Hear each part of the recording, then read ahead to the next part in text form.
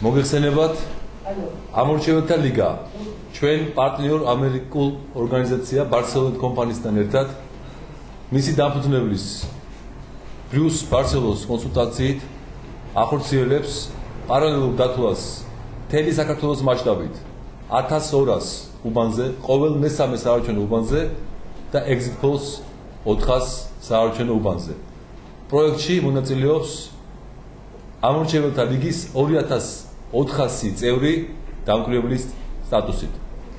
1 საათის წინ ჩვენ დავაზრულებთ 400 საარჩევნო უბანზე exit poll-ი. უბნები შერჩეული იყო პროპორციულად ამორჩეველთა რაოდენობის თანაბრობის პრინციპით. გამოკითხული იყო ყოველი მეშვიდე ამორჩეველი შემთხვევითი შერჩევის წესით და გამოკითხვის ანონიმურობის სრული დაცვით. გაგაცნობთ შედეგებს მთელი საქართველოს მასშტაბით exit poll-ის შედეგებს 400 საარჩევნო უბანზე. 400 საარჩევნო უბანზე გამოიკითხა 29386 ამორჩეველი. აქედან 70.24%-მა განაცხადა, რომ ხარს უჭერს პოლიტიკური კოალიცია ბიძინა ივანიშვილი ქართული ოცნებას. 24.66% აცხადებს, რომ ხარი დაუჭირა ერთიან ნაციონალურ მოძრაობას. 1.45% უარს აცხადებს გამოკითხვაში მონაწილეობის მიღებაზე და დანარჩენი პარტიები ერთად აგროვებენ დაახლოებით 5.9%. ჩვენ ვაგრძელებთ დაკვირვებას საარჩევნო უბნებზე და 11 საათიდან პერმანენტულად მოგაწვდით ინფორმაციას და მონაცემებს პარალელური დათვლის შესახებ 1200 ყოველ მესამე საარჩევნო უბანზე. ეხლა მინდა ვთხოვო ბრიუს ერთეულის სიტყვით. Thank you. We had a very successful exit poll. ძალიან წარმატებული exit poll-ი გქონდა. We talked to 29,000, almost 30,000 Georgian voters after they had voted. თითქმის 30,000 ქართველი გამოვიკითხეთ, მას შემდეგაც მათ მისცეს ხმა. This is a very large sample of voters. ეს ძალიან დიდი შერჩევაა რაოდენობრივად. We experienced no interference, no problems in data collection, so we consider this a very clean reading poll. It is as it appears. არაფერი პრობლემა არ ქონია მონაცემების შეგროვებისას, ამიტომ ამას განვიხილავთ როგორც ძალიან სუსტ მონაცემს exit poll-ს. Because of the very large sample, almost 30,000 people, so far we have a very small margin of error statistically in this survey. იმიტომ იმის გათვალისწინებით, რომ ძალიან დიდი შერჩევა იყო, თითქმის 30,000 ადამიანი, სტომილება გვაქვს ძალიან მცირე.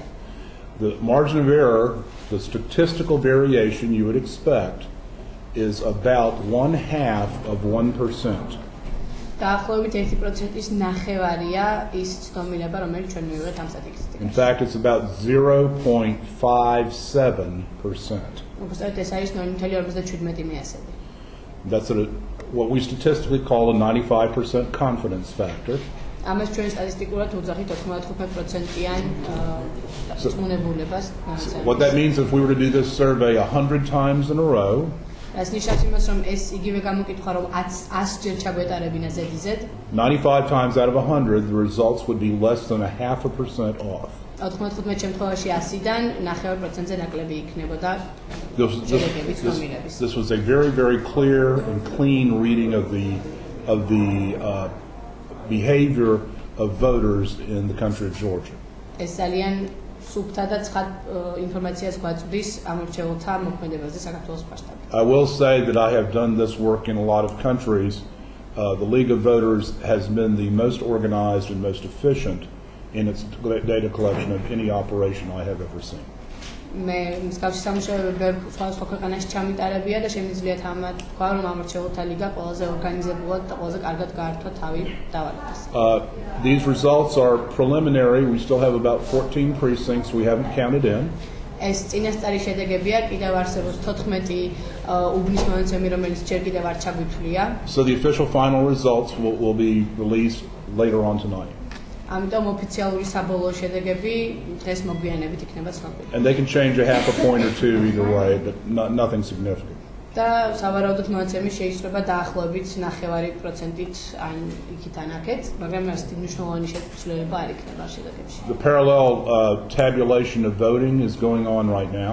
ამ წუთებში მიმდინარეობს ხმის პარალელური დათვლა.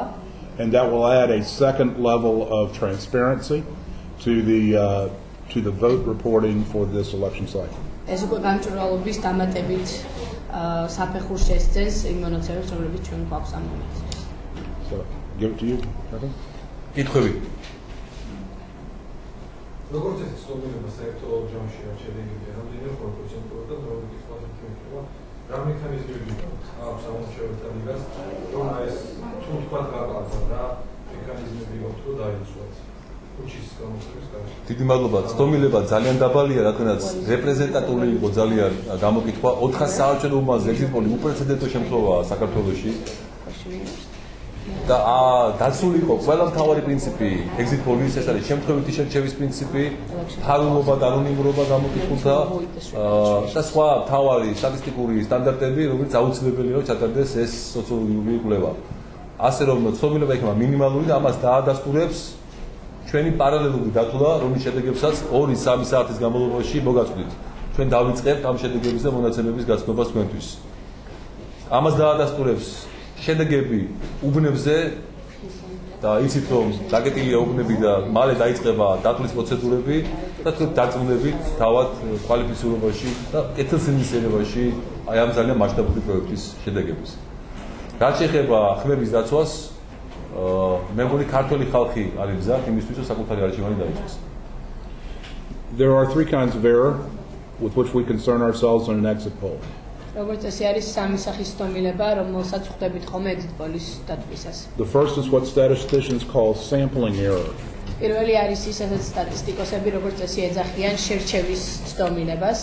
That's if a respondent, a voter lies to you or gets intimidated. ეს ის შემთხვევაა, თუ კი ამორჩეველი გატყუებთ მონაცემებს ან უბრალოდ ხელი ეშლება მას თქვენთვის მონაცემის მინიჭებისას. We've pretty much eliminated that these days by using a sealed ballot that goes into a box, so the respondent doesn't have to tell the interviewer his choice. It's anonymous. მსგავსი სტომილება ჩვენ ფაქტობრივად თავი ავიდეთ იმით, რომ დახურულ კონვერტში იდება ამორჩევლის პასუხი, ანუ იგი გამომკითხოს არ ეუბნება პირდაპირ თავის არჩევას, ამიტომ არ აქვს ვიზაზე რომ მოითხოვოს. Second kind of error would be some kind of statistical error, but with a sample this size, that's almost impossible. მეორე ტიპის სტომილება ეს იქნებოდა სტატისტიკური მონაცემის სტომილება, თუმცა როდესაც შერჩევა არის ამხელა, თითქმის 30,000 ადამიანი, ეს ფაქტობრივად შეუძლებელია. The third kind of anomaly, not really an error, but more of an anomaly, a difference, would be if there were some forced change at the polling site itself. If people were coerced or their votes were changed or false ballots were put in at the polling site. მესამე ტიპის სტომილება ეს იქნებოდა უშუალოდ საარჩევნო უბანზე, თუ მოხდა რამე ცვლილება, თუ ადამიანები ან იძულებულები იყვნენ შეეცვალათ თავიანთი პასუხი, ან იძულებულები იყვნენ რომ თვითონ exit poll-ისთვის მიეწოდებინათ სხვა პასუხი. This methodology is not designed to correct for that. It's designed to show where it might occur. ეს მეთოდოლოგია არ არის შემუშავებული იმისთვის, რომ ეს აღმოფხვრას, უბრალოდ უფრო ცხადყოფს იმ შემთხვევებში, როდესაც ეს შემთხვევა ხდება. ძალიან ბევრი დაავადება საუბრობენ. თქვენს გექნება ფაქტები და რას გამოყენებთ საკუთრების? მიმდინარეობს კლასიფიცირება უბნებზე დარღვევების. იყო რასაკვირველია ბევრი დარღვევა, თუმცა ამორჩეველთა ლიგა უმთავრესად ორიენტირებული იყო პარალელურ დათვალაზე და exit poll-ზე. ამიტომ ჩვენი საქმე იწყება ახლა 8 საათის შემდეგ, როდესაც უნდა შეჯამდეს ხმის დათვლის პროცედურები და მოხდეს შემაჯამებელი ოქროების ფორმირების პროცესი დასრულდეს უბანზე. ასე რომ უმთავრესად ორიენტირებული ვიყავით და ჩვენი წევრებით სწორედ ამ მიმართულებით ამ ფუნქციას ასრულებენ უბანზე. თუმცა რასაკვირველია დაიწერა უამრავი საჩივარი ოქმი, ეს ოქმები გადმოგზავნილია ჩვენ მთავარ სათავო ოფისში, მიმდინარეობს მისი კლასიფიცირება და ჩვენ ალბათ დღეს მოგვიანებით გაგაცნობთ ზუსტად მთავარ ტენდენციებს, რომელიც შეინიშნებოდა დარღვევების თვალსაზრისით ამ არჩევნებში. კიდევ ერთი მინდა დავამატო, რომ ნახევარსაათში ჩვენ დავდებთ exit polls მონაცემებს რეგიონალურ ჭრილში. ანუ თუ როგორია თბილისში ვითარება, როგორია გამოკითხულთა განწყობები სამეგრელოში, შიდა ქართლში, სამცხე-ჯავახეთში და პრაქტიკულად ყველა რეგიონში, საქართველოს ყველა რეგიონში. ვერ მოვასწავლეთ ამის შეჯამება, სულ 1 საათნახევრის წინ დასრულდა საველე სამუშაოები და პრაქტიკულად ნახევარსაათში ჩვენ გვექნება საშუალება, რომ მოგაწოდოთ ჩვენ ვებგვერდზე დანარჩენი დამატებითი საინტერესო მონაცემები. არჩევანი.com იცით ჩვენი ვებგვერდის მისამართი და შეიძლება გიხილოთ. სავარაუდოდ 11-დან დაიწყება უბნებზე, უკვე უბნებიდან წამოსვლა ინფორმაციის დათვლის ხმების დათვლის პარალელურ დათვლის შესახებ. და სავარაუდოდ 11-დან საათში ერთხელ ჩვენ მოვაწყობთ ბრიფინგს და მიმდინარე ინფორმაციას გაგაცნობთ არჩევნების შედეგების შესახებ. დიდი მადლობა.